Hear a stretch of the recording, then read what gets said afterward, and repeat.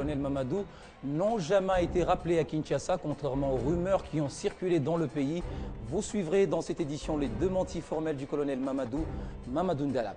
Et puis, les services de sécurité viennent de mettre la main sur un groupe d'individus qui contrefaisaient la voix du chef de l'État, Joseph Kabila, en se faisant passer pour lui. Dans leur actif, on compte 3 victimes et plusieurs millions de dollars américains encaissés.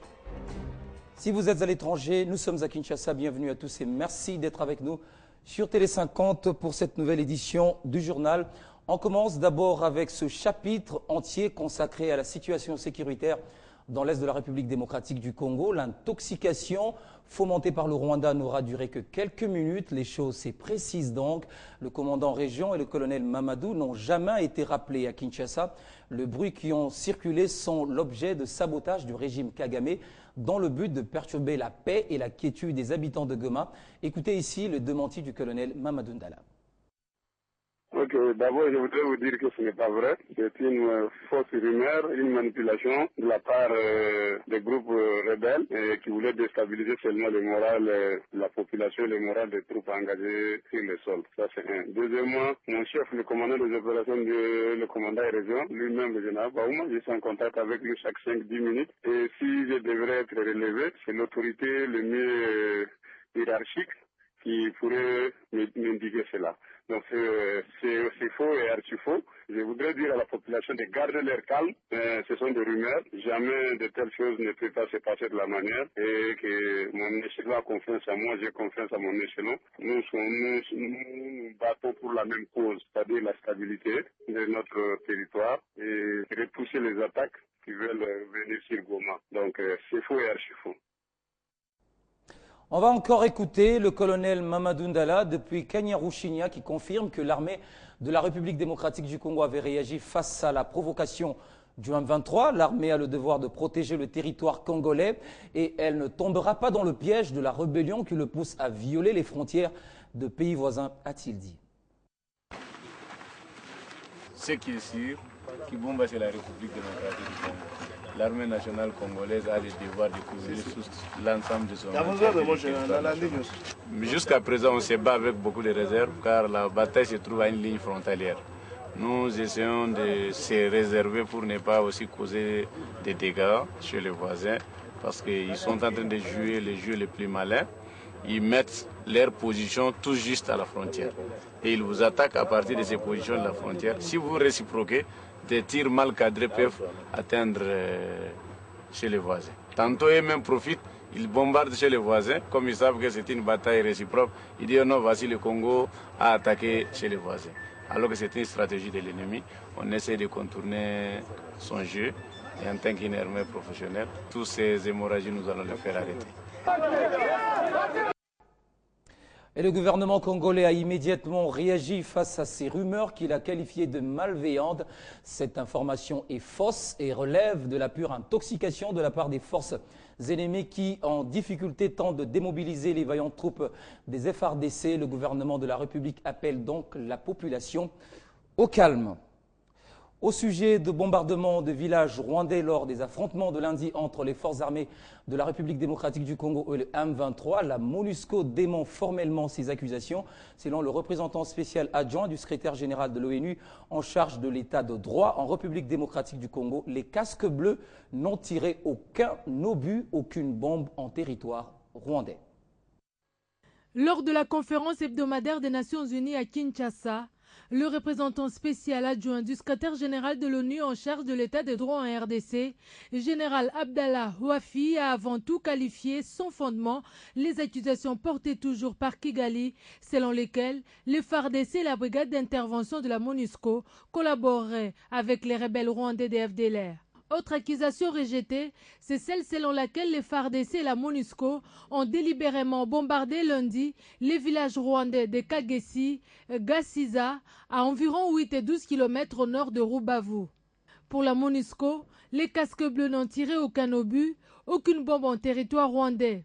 La MONUSCO encourage par ailleurs le gouvernement rwandais à collaborer à travers le mécanisme de vérification conjoint élargi dont le Rwanda est membre pour des enquêtes approfondies sur les circonstances de cet événement. Le MVCE a été mis en place à Goma en septembre 2012, formé par des experts de la RDC et du Rwanda, ainsi que d'autres pays de la Conférence internationale pour la région des Grands Lacs. Pendant ces temps, le déploiement de la brigade d'intervention instituée le 28 mars dernier par la résolution 2098 du Conseil de sécurité de l'ONU se poursuit avec pour mission d'éradiquer tous les groupes armés dont le M23. À Kinshasa, les services de sécurité viennent de mettre la main sur un groupe d'individus qui contrefaisaient la voix du chef de l'État Joseph Kabila en se faisant passer pour lui. C'est un vaste réseau d'escrocs qui a été démantelé avec à sa tête un criminel du nom de Kaloba John Israël. Dans leur actif, on note 3 victimes. Le coût du butin obtenu s'élève à plusieurs millions de dollars américains. C'est une scène similaire comme lors de la présentation ici même auprès du chef de la territoriale le 4 avril dernier d'un autre groupe d'individus à la coordination du célèbre pasteur de Nilessi pour des faits du genre. Un nouveau coup de filet des forces de sécurité. L'homme barbu, c'est lui le patron du groupe. Il se faisait passer par imitation vocale de président de la République. Il est important de savoir au sujet des sieurs Malbouni Kaloba John Israël que de 2002 à 2008, il avait été incarcéré à la prison de Makala. Ses collaborateurs sont là, avec dans le collectif cette dame, Véronique Toumba Lungeni. Sur la liste des victimes, un homme d'affaires béninois résidant à Dubaï aux Émirats Arabes Unis, un homme d'affaires centrafricain et le directeur provincial de la Société nationale d'électricité au Nord Kivu. Au regard de la gravité des faits si haut décrits, le chef du réseau d'escrocs, ses complices arrêtés et ceux actuellement recherchés sont passibles de poursuites judiciaires. Ils devront répondre devant la loi, chacun en ce qui les concerne, pour des infractions portant sur l'association des malfaiteurs, la rébellion, l'escroquerie, la contrefaçon, l'usurpation des fonctions publiques, le trafic d'influence et le faux et usage de faux. Dans leur actif, ils en ont eu pour plus de 5 millions de dollars américains. Ils opéraient avec différents numéros de téléphone, des faux passeports et plusieurs documents falsifiés. Le Premier ministre congolais Matata Ponyo s'est entretenu ce jeudi avec la directrice exécutive du Programme alimentaire mondial. Des sujets tels que la crise dans l'Est, mais également des prétendues solutions politiques au conflit armé ont fait l'objet de l'échange entre les deux personnalités. Vous le savez, le PAM est très actif en République démocratique du Congo. Le programme veut à tout prix contribuer à l'alimentation des populations congolaises, surtout dans les parties en conflit. On écoute ici la directrice exécutive du Programme alimentaire mondial. Une réunion très encourageante avec le Premier ministre. Nous avions parlé de beaucoup de choses, de beaucoup de problèmes. Et moi aussi, dans mes échanges avec d'autres leaders mondiaux et aussi avec la presse, je me suis engagé et à invoquer aussi une justice qui soit juste pour le peuple de la RD Congo, surtout dans l'Est du pays. Nous avons réitéré aussi cette volonté de travailler ensemble avec d'autres ministères sectoriels sous la houlette du Premier ministre afin d'appuyer d'autres programmes pour nourrir les élèves et aussi avoir des projets sur la nutrition et aussi dans le développement de l'agriculture. Entretien également du vice-ministre à la coopération internationale et la directrice exécutive du Programme alimentaire mondial. Ensemble, ils ont évoqué les questions liées à la sécurité alimentaire dans l'Est de la République démocratique du Congo. Le PAM s'inquiète de la reprise de combats sur terrain qui a occasionné l'arrêt de la distribution alimentaire auprès des déplacés du Nord Kivu. Dans la salle de réunion du ministère des Affaires étrangères, le vice-ministre à la coopération internationale Dismas Mangbengu a rassuré son hôte de l'engagement du gouvernement à rétablir la paix dans l'Est de la RDC pour permettre aux humanitaires de travailler dans la quiétude. La directrice exécutive du Programme alimentaire mondial a profité de l'occasion pour rappeler au vice-ministre que cette agence des Nations Unies poursuit avec le gouvernement congolais son nouveau programme de coopération évalué à 450 millions de dollars américains pour une bonne prise en charge des déplacés du Nord, du Sud Kivu et de la province orientale. Juste après, le vice-ministre à la coopération a signé avec le représentant des FAO l'accord cadre de programmation pays 2013-2017. Accord qui a été remis au ministre de l'Agriculture. Cette cérémonie de signature qui marque la fin du processus de formulation du cadre de programmation par pays, lancé le 2 octobre 2012, marque ainsi les débuts d'une nouvelle ère de coopération entre le gouvernement de la RDC et la FAO. Vernissage du livre « Droit constitutionnel du Congo » par le président de l'Assemblée nationale, Aubin Minakou. La cérémonie s'est déroulée ce jeudi au Palais du Peuple en présence des corps scientifiques écrits par le professeur Félix Vundoé et Jean-Marie Mboko. Cet ouvrage repeint les textes et documents fondamentaux sur les constitutions congolaises des 1885 à ce jour. Je te baptise ce jour et te lance sur le marché du savoir. Puisse le Très-Haut t'accorder une très longue vie, féconde et fructueuse. Je ne doute point que tu permettras aux uns et autres d'enrichir leur connaissance en matière de droit constitutionnel. Portez l'ouvrage écrit par le professeur Vundawe Tepemako et Jean-Marie Mboko Diandiman sur les fonds baptismaux. Le rendez-vous a été respecté ce jeudi au Palais du Peuple. Écrit à la mémoire du professeur Marcel Liaou, l'ouvrage de 2 tomes, le premier volume plaide pour la vulgarisation de principes des droits publics, principalement ceux du droit constitutionnel et du droit administratif. Les textes et documents du droit constitutionnel du Congo de 1885 à ce jour repris retracent les différentes publications, une compilation nécessaire pour la compréhension du droit constitutionnel de la République démocratique du Congo.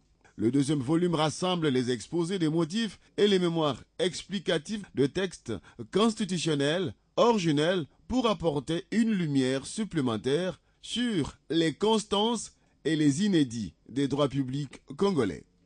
Lancé sur le marché, cet ouvrage devra permettre aux chercheurs et autres politiques de bien assimiler les contours du droit constitutionnel de la République démocratique du Congo et comprendre les différents enjeux en rapport avec chaque période.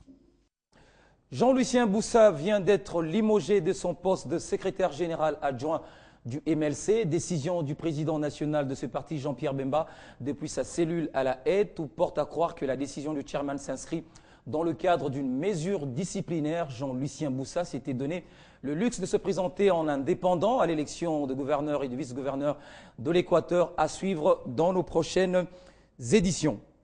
Durant 2 jours, les professionnels de médias œuvrant à Kinshasa ont été édifiés sur les nouvelles règles fondamentales relatives à la préparation de projets, à la passation des marchés publics. Ceci, conformément à sa nouvelle loi, l'initiative a été prise par l'autorité de régulation de marchés publics. Il s'attendait à des funérailles, mais les Sud-Africains célèbrent plutôt ce jeudi les 95 ans de son leader charismatique Nelson Mandela, dont l'état de santé s'améliore régulièrement selon la présidence sud-africaine. Madiba Day a été marqué cette année d'une émotion particulière vu l'état de santé de l'ancien président. Mais quel a été le combat mené par l'homme qui est celui qui est considéré comme le père de la lutte anti-apartheid? La réponse dans cet élément. Il y a beaucoup de gens qui pensent qu'il est inutile de parler de paix et de non-violence alors que le gouvernement répond par des actes sauvages contre notre peuple sans défense. Consacrer sa vie à la liberté, c'est ce qu'a fait Nelson Mandela, l'homme emprisonné le plus longtemps pour raisons politiques.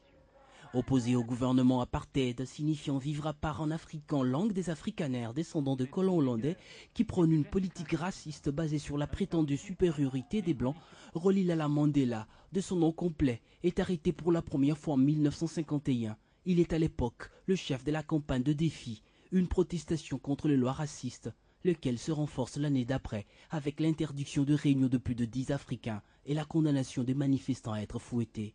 En 1960, Mandela récidive. Il organise une manifestation connue dans le monde sous le nom de massacre de Schapperville, car à cette occasion, la police tire sur une foule de 5000 personnes et en tue 79. Une semaine plus tard, le gouvernement ségrégationniste vote une loi qui interdit l'ANC, le parti politique auquel Mandela appartient.